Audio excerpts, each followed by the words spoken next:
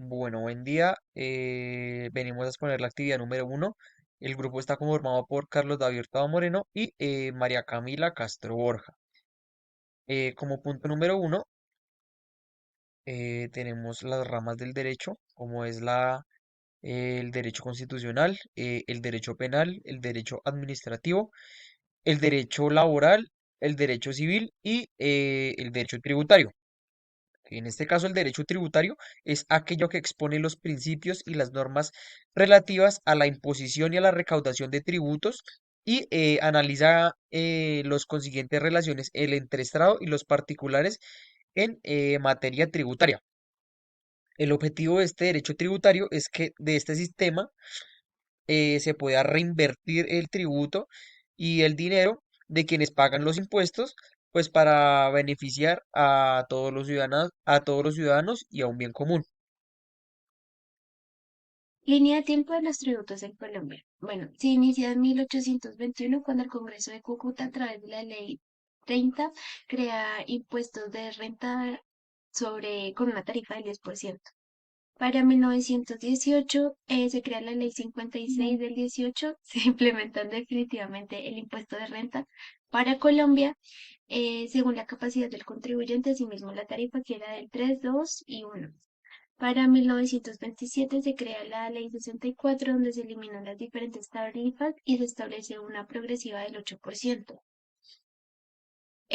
Para 1931 se crea la Ley 81, en la que se basan las recomendaciones de la misión que mere para aumentar la tarifa e introducir la retención de la fuente. En 1935 se crea la Ley 78, donde se crea un impuesto de exceso de utilidades y de patrimonio. 1936, la Ley 63 apareció para establecer el impuesto de las rentas y las donaciones. En 1942 se creó la Ley 45, donde se creó una sobretasa temporal para cubrir los huecos que dejaba el paso de la Segunda Guerra Mundial. En 1953, tras la reforma tributaria del 53, cuyo objetivo era darle al fisco más recursos y una mayor equidad en la tributación para todos. En 1960 se crea la Ley 81, en la cual se estableció lo relativo a los contribuyentes, las bases de liquidaciones, las rentas brutas especiales, las deducciones, las rentas exentas y las exenciones para personas a cargo. Para 1963 se crea el decreto 3288 para implementar el tributo monofásico a las actividades de manufactura e importación. En 1967 se crea la Ley 63 como enmendadura al decreto 1366. Esta ley buscaba luchar contra la evasión y el fraude de los impuestos. Para el 69, con la Ley 38, se logró consolidar la retención en la fuente para salarios y dividendos. En 1974, la reforma mediante el uso de la emergencia económica que había en esos momentos, cuyos criterios se fundaban en los principios de la equidad y el recaudo. En 1975 se creó la ley 2631, que grababa los productos los productores y los importadores al 10%. Para 1977, con la ley 5420, cambiaron la reforma del 74 para reducir impuestos a las ganancias y se daban descuentos cuando presentaban. Para 1983, la ley 914, la cual buscaba reducir tarifas, se introdujo a nivel de presunción de ingresos donde la renta líquida no podía ser inferior al 2%. Para el 83 se sacó un decreto que se extendió el IVA al comercio minorista con una tarifa del 10% y se dieron los bienes y servicios que eran exentos. Para el 86, la ley 75 amplió la base gradable de los impuestos de renta y reducida de tarifas, también exceptuando el pago de impuestos sobre dividendos. Para 1990, tras la apertura económica por la ley 49, se dio un aumento del 10% al 12%, era el IVA en ese entonces. Para el 92, por desequilibrio en las finanzas, el gobierno de Gaviria decidió presentar una reforma tributaria y mediante la ley 6 subió la tarifa del IVA al 14% y elevó al 45% los bienes de lujo. Para 1995, la ley 223 aumentó la tarifa de renta sobre el 35, antes era el 34, y el IVA al 16, y se puso una reforma a los impuestos sobre la CPM, la gasolina y los cigarrillos. Para el 98 se redujo el IVA al 15%, pero se crea el gravamen a los movimientos financieros al 2 por mil con la ley 488. Para el 2000, con la ley 636, vuelven al IVA del 16%, se graban más bienes y servicios y el gravamen al movimiento financiero queda del 3 por mil. Para el 2003, la ley 863 de la reforma tributaria en algunos artículos que estaban grabados al 7, como la cerveza y los juegos de azar, con el 3 y el 5. Para el 2006, la ley 1111 toma un impuesto al patrimonio, las tarifas de renta eran del 34. Para el 2010, la ley 1430 eliminó en la renta la deducción por inversiones, se quita el 4 por mil y la DIAN ahora es la encargada de hacer el recaudo del IVA. Para el 2013, la ley 1603 aprobaron tres tarifas que eran productos del 5, del 0, del 5 y del 16% del IVA. Crean el impuesto al consumo de lujo que permite eliminar tres tarifas anteriores del IVA y crean productos exentos y la canasta familiar sigue siendo exenta de IVA. Para el 2014, la ley 1736, en la cual se creó el impuesto de la riqueza, se creó la sobretasa al CREE y nuevamente se propone el desmonte del gravamen al movimiento financiero para el 2022. En el 2016, la ley 1819 sube el IVA al 19% y los productos de aseo femenino suben al 5%. Y para el 2022 tenemos la ley 2227 que a la renta líquida agravable multiplicada por los resultados de dividir los ingresos provenientes de la exportación de bienes y servicios por la totalidad de los ingresos fiscales, excluye las ganancias ocasionales.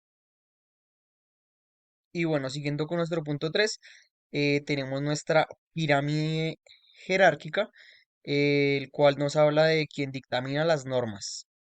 En primera medida, tenemos a la Constitución, que es dictaminada por el Congreso de la República, seguido por la ley, que también la dictamina el Congreso de la República. Después tenemos el decreto de ley, que también la dictamina el presidente de la República. Después tenemos el decreto, que es de los ministerios, los acuerdos, que mayormente son de las alcaldías, y por último las resoluciones, que también hacen parte de los ministerios. Bueno, como punto 4, tenemos la explicación de qué son los tributos.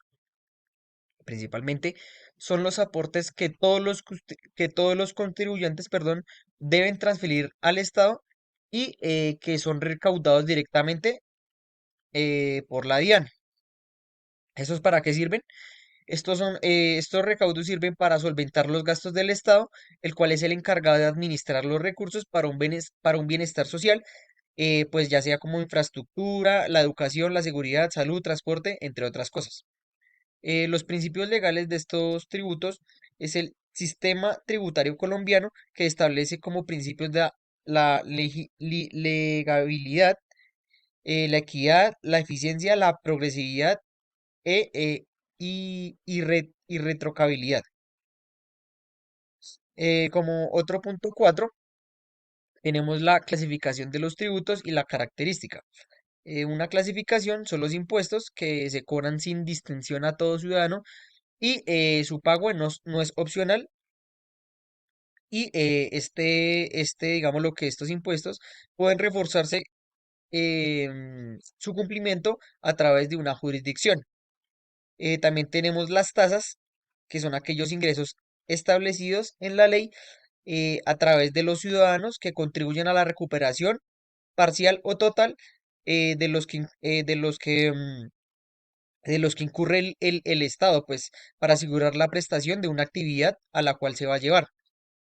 Y por último tenemos las contribuciones, que surgen de la realización actual o potencial de obras públicas. Por otro lado, tenemos la característica de los tributos, que primero se establecen por ley, segundo que son obligatorios, tercero que son contributivos y cuarto que son suministrados y adquiridos constantemente. La obligación tributaria sustancial es aquella obligación por la cual el contribuyente se encuentra obligado mediante la ley a hacer el pago al ente público que deben declarar. Los elementos que lo constituyen son el sujeto activo, el sujeto pasivo, el hecho generador, el hecho imponible, causación, base gravable, tarifa y el periodo gravable. La obligación tributaria formal hace referencia al procedimiento que se debe llevar a cabo para hacer el cumplimiento de la obligación sustancial y de pagar el tributo. Entonces tenemos ejemplos como presentar las declaraciones tributarias, solicitar y utilizar el NIF y reportar información exógena. Las declaraciones tributarias son documentos elaborados por el contribuyente que se deben presentar a la Administración de Impuestos, a la cual se le hayan hecho se le hayan presentado los hechos gradables, cuantías y demás circunstancias que determinen que sea un impuesto.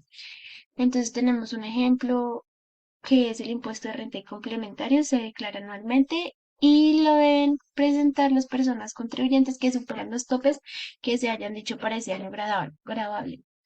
El impuesto sobre la venta se puede presentar de manera bimestral, cuatrimestral, semestral y lo presentan las personas que pertenecen al régimen común. Retención en la fuente se debe presentar mensualmente y lo presenta el agente retenedor. El impuesto nacional al consumo se declara anualmente y lo presentan las personas que están en el régimen común. Conclusiones. Es importante como futuros contadores conocer la historia de nuestro país con respecto al tema tributario y cómo se ha venido implementando a través de los años.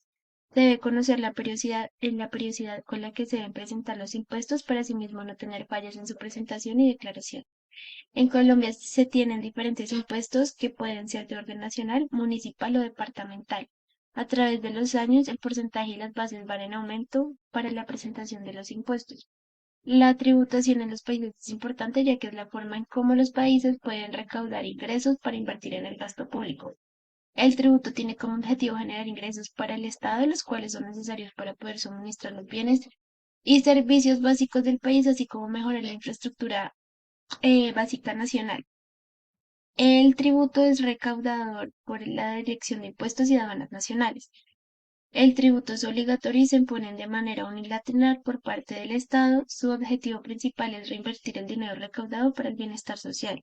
La rama ejecutiva y la rama legislativa son el encargado de recaudar, administrar y dictar el tributo. Gracias.